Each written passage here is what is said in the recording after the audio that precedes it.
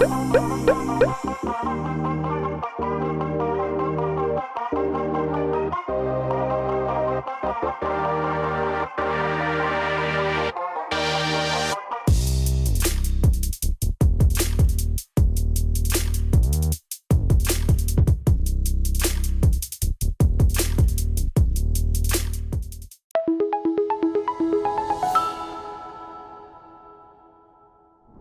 안녕하세요. 건강기능식품 온라인 마케팅 전략에 대해 오늘 말씀드리도록 하겠습니다.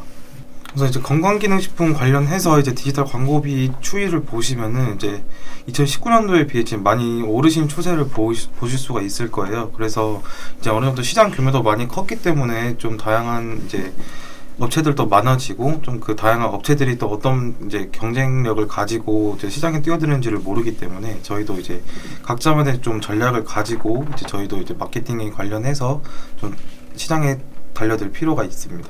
그래서 여기서 그래프에서 좀 중요시 보셔야 될 게, 저희가 지금 건강기능식품이라고 하면 옛날에는 이제 좀 나이가 좀 있으신 분들한테만 타겟을 잡고 광고를 했던 점이 많은데, 지금 보시면은 20대를 기준으로 보셨을 때 지금 많이 오르신 이제 추세를 보실 수가 있으실 거예요. 그래서 저희가 좀 이전과는 다르게 이제는 좀 저희 젊은 세대한테도 20대한테도 좀 타겟을 잡아보고 광고를 진행을 해봐도 좋을 것 같습니다. 그래서 보시면 이제 경쟁사는 이제 보통 이제 다양한 방식으로 본인들을 알리고 있고, 이제 여러 가지 소재 내용으로 소비자들에게 명확한 안내와 정보 전달을 중심으로 이제 브랜드 평판을 이제 올리고 있는데요.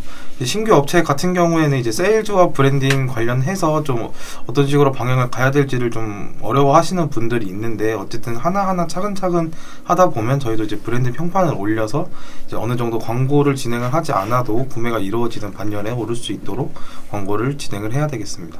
이제 그렇기 때문에 좀 이런 전략들이 필요한데, 좀 최대한 많이 이제 저희 브랜드를 노출시켜서 브랜드를 먼저 알리고, 이제 리뷰나 아니면은 블로그 같은 저희 체험단 같은 글들을 이제 많이 이제 배치를 해놓은 다음에 저희 이제 브랜드에 대해 신뢰도를 좀 쌓아주는 거죠. 다음에는 이제 광고 소재를 통해 소구점을 마련을 한다고 했는데, 이 부분 같은 경우에는 이제 저희 DA 광고에서 뭐 예를 들어 페이스북이나 아니면 저희가 볼 수 있는 그런 광고 소재들 같은 경우에는 어떤 소구점을 가지고 소비자들에게 다가가야 할지를 좀 찾아보는 것이 중요할 것 같습니다. 다음으로는 이제 롱테일 키워드를 세팅하여 상위권에 배치를 한다고 했는데, 롱테일 키워드라고 하면 저희가 이제 네이버 같은 경우에서 이제 메인 키워드랑 세부 키워드로 나눠지잖아요. 근데 이제 메인 키워드 같은 경우에는 저희가 처음 시작하는 단계면은 사실 이제 경쟁 업체가 너무 많기 때문에 이게 금액이 많이 소진이 될 수 있고, 사실 광고비도 조금 부담스러우실 수가 있으세요. 그래서 이제 롱테일 키워드라고 하면 좀 효율이 좋은, 광고비 소진은 덜 되지만 입착가도 저렴하고 하지만 구매 전환은 많이 일어나는 그런 세부 키워드를 많이 설정을 해두는 것이 유리하다라고 말씀드리고 싶습니다. 그래서 다음은 이제 소비자 구매 여정 기법에 따라 이제 브랜딩 강화 전략인데요. 이제 우선 처음에는 저희 브랜드에 대해 아는 사람이 없기 때문에 우선 인지 단계부터 거쳐야 되겠죠. 그래서 이제 소비자는 온라인 광고를 통해서 무의식적으로 자사를 이제 이런 브랜드가 있다는 것을 알게 된 뒤에, 그다음에 이 브랜드가 뭔데 하고 이제 검색을 하게 됩니다. 그래서 의식적으로 이제 궁금한 자사를 이제 검색 엔진, 이제 네이버나 뭐 다음, 카카오, 구글 이런 곳에서 이제 검색을 하게 되고, 이제 검색한 다음에 이제 도출된 결과값을 비교를 하게 되겠죠.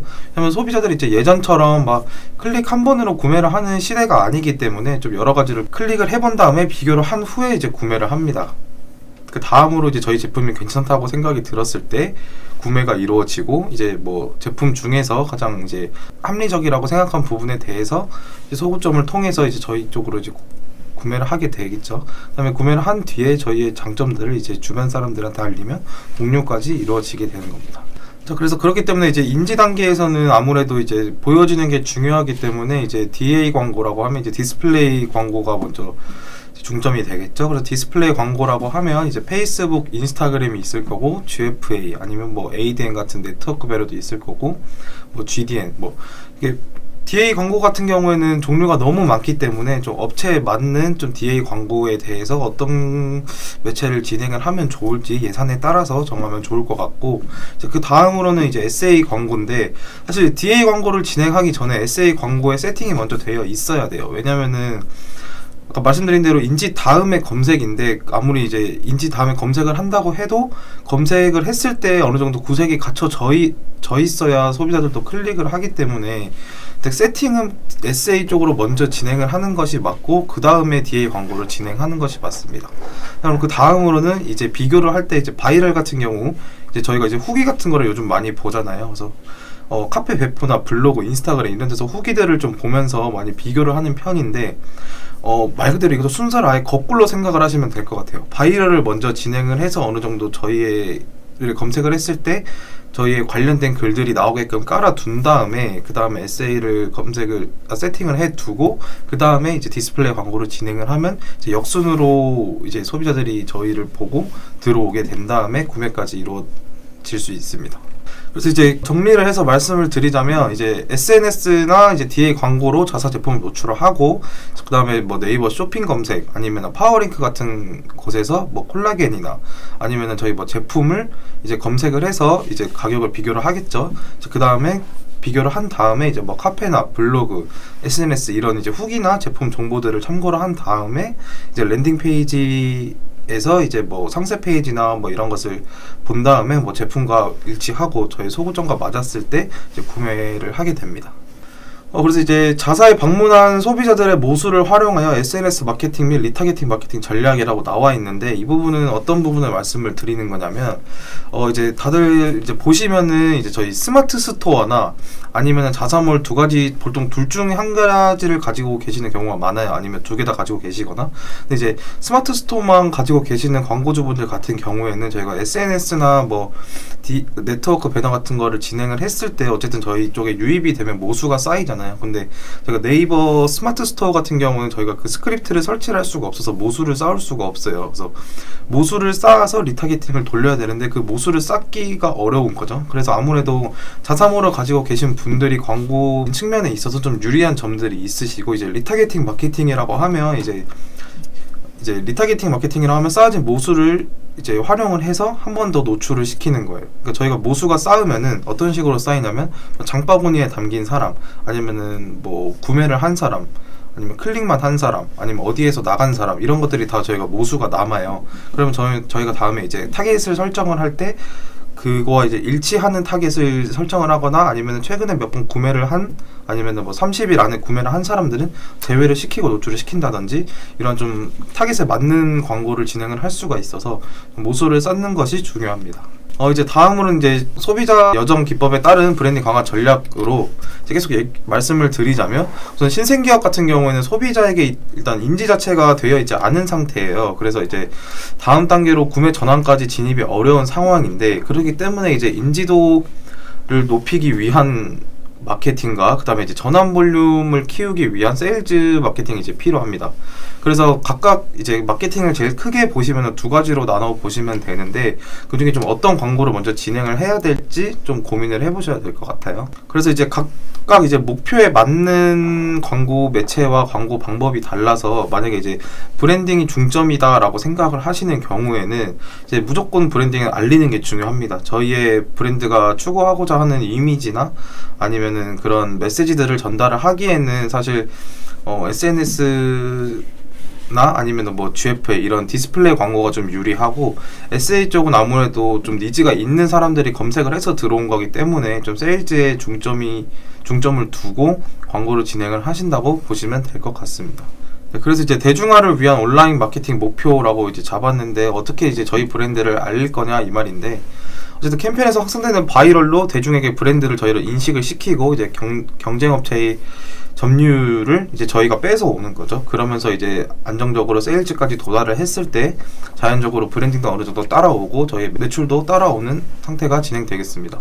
그래서 이제 매체 운영 전략을 말씀을 드리자면, 우선 DA 전략, 아니면 다음에 SA 전략, 그다음에 광고 집행 계획안에 대해서 설명을 드리겠는데, 우선은 저희 이제 건강기능식품 제품을 보면은 저희 이제 FCB 그리드 모델을 이제 참고를 했을 때 보통 이제 관여도가 좀 높지만 그렇다고 생각을 막 엄청 많이 해서 사는 제품들은 아니에요. 보면 뭐 자동차나 아니면 뭐 보험 이런 좀 집 이런 부동산 같은 좀 관여도가 높고 생각도 많이 해야 되는 같은 경우에는 앞에 여기 정보적 쪽으로 들어가는데 아무래도 이제 저희 건강기능식품 같은 경우에는 정서적 쪽에 포함이 되더라고요. 그래서 이제 이쪽 같은 경우에는 먼저 사람이 보고 느끼고 그 다음에 생각을 하고 행동을 하기 때문에 소비자가 저희 광고를 봤을 때 우선 납득이 돼야 되고 그 다음에 심리적 욕구를 심어주는 게 중요합니다. 그 다음에 이제 B2C이기 때문에 이제 아마 B2B 광고주 분들도 계시겠지만 우선 제 오늘 영상의 목적은 이제 B2C를 생각을 하시는 분들을 위한 이제 영상이기 때문에 우선 B2C 기준으로 말씀을 드리자면 이제 소비자들이 봤을 때 공감을 할 수 있고 스스로 이제 바이럴 효과를 일으킬 수 있는 좀 감성적인 컨텐츠가 필요하다고 생각을 해요. 그래서 좀 더 직관적인 표현으로 심리적 변화를 유도해서 구매 욕구를 자극을 하는 것이 중요하겠고 요즘에 너무 비슷한 제품들이 많기 때문에 좀 저희만의 색깔을 좀 드러내면서 좀 저희의 기능도 어필할 수 있는 그런 광고들을 만들면 좋을 것 같습니다.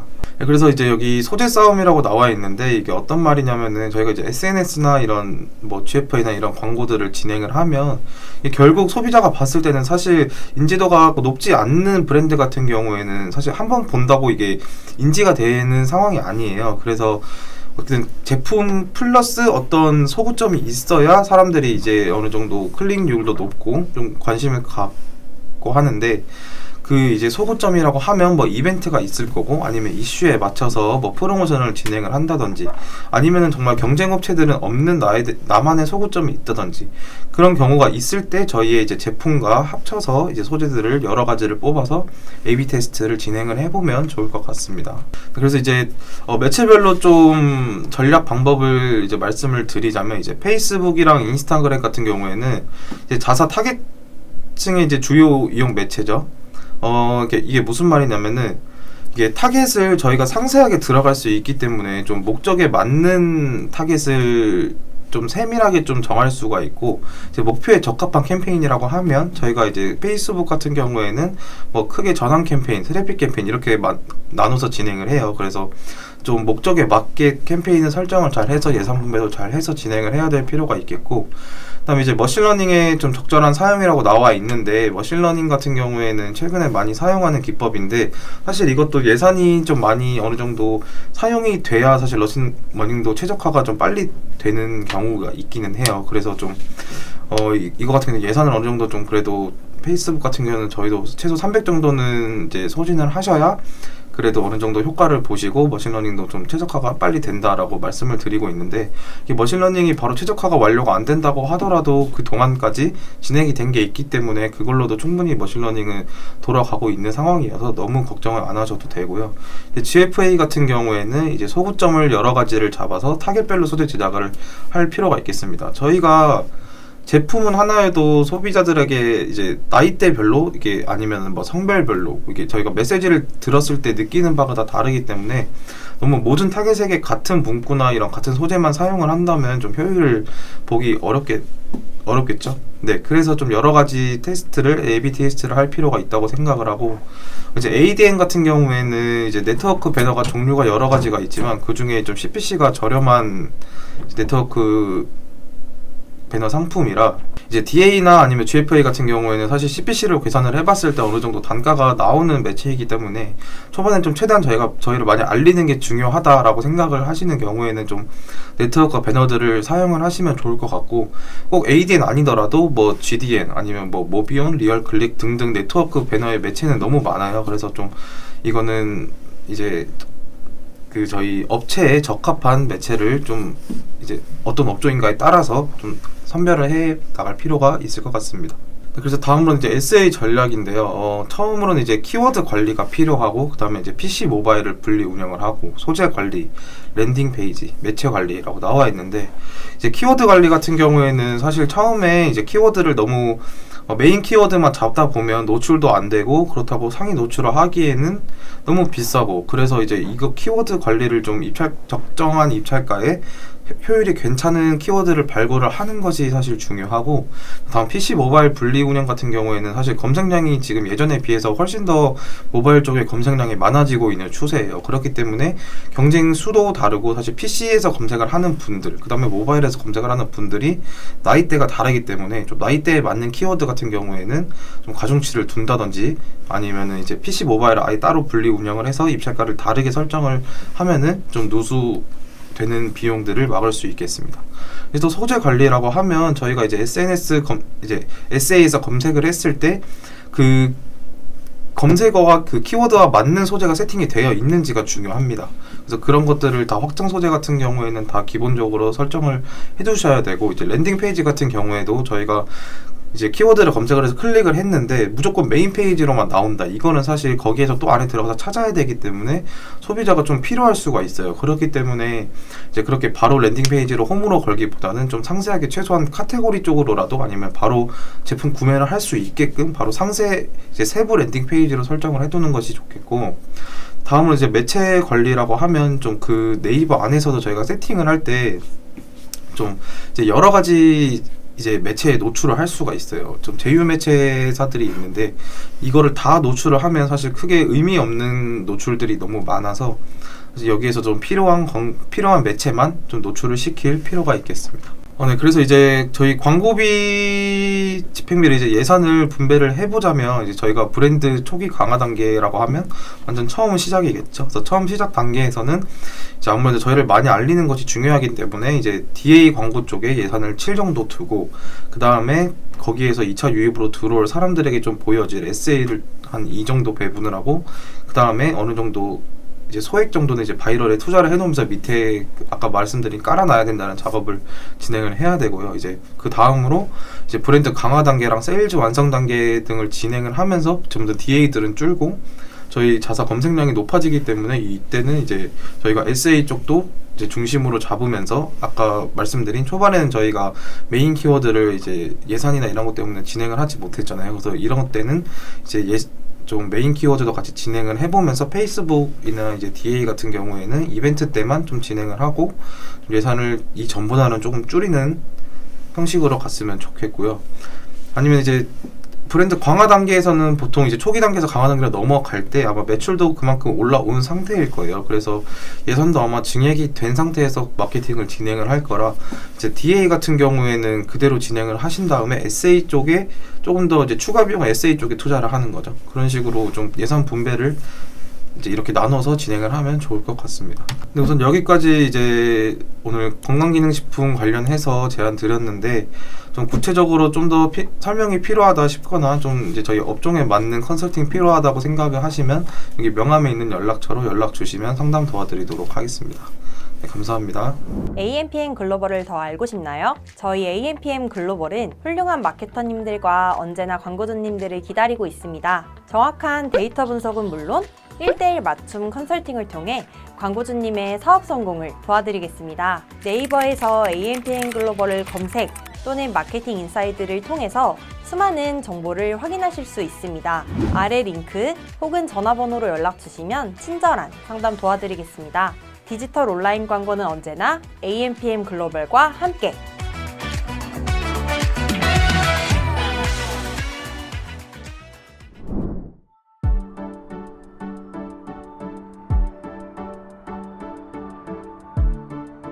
구독과 좋아요는 컨텐츠 제작에 힘이 됩니다.